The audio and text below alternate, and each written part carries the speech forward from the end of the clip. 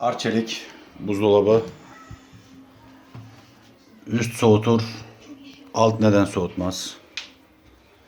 Sebebi gördüğünüz gibi buraların buz tutması.